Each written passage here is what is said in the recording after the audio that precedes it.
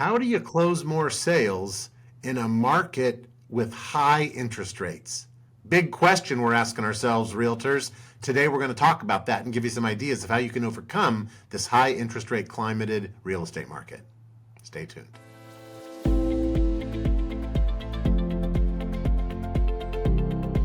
Market's kind of weird right now. Interest rates are up. That's causing sellers to not put their houses on the market. It's causing many buyers to check. If you're not working with buyers coming from out of the market into Las Vegas, there may not be a lot of buyers for you because people inside the city don't seem to be moving around that much right now with locked in 3% interest rates and considering the prospect of a new purchase with 6 or 7% interest rates. So there's a few things that you can do though in this market to continue to make sales and continue to endure through these unique times. Number one, be sure to educate your clients. There's a lot to talk about. I mean, even though rates are higher than they were in the past, traditionally they're still at a pretty average level for interest rates over the course of the last 30 or 40 years. And many buyers will find a lot more security or certainty or clarity in knowing that their rate or their payment is fixed versus being in a rental environment where the landlord can increase the rent, or being in some other situation where they wait and find rates are higher or prices are higher or both are higher, and then they're not in a situation of any chance to buy.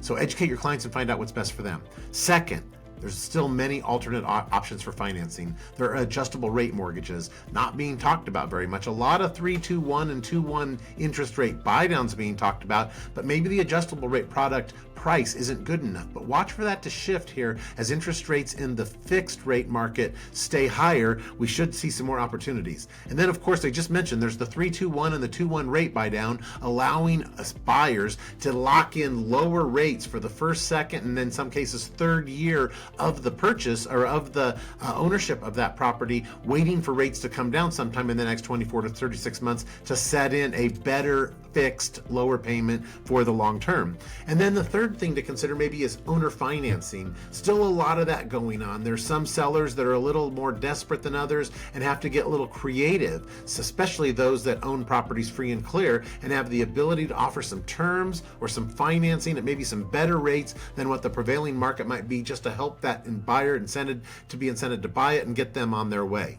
Realtors, look for cash buyers. There are still plenty of them out there. Typically, we're finding those in the investor pool. So if you're experienced with investors or you're not, you might want to get that way because they tend to have cash, and that would take the issue of interest rates off the table. A second thing is look for some of the more seasoned buyers, your baby boomers, your age restricted over 55 buyers. Lot more equity, lot more cash saved up, tend to be buyers with bigger down payments where interest rates aren't as much of a consideration. I mean, if you're putting 30 or 40 or 50 or more percent down, then the interest rate, even though it's higher, isn't that big of an impact as if you're only putting 10 or 20% down, just because there's less total dollar to be affected by that interest rate.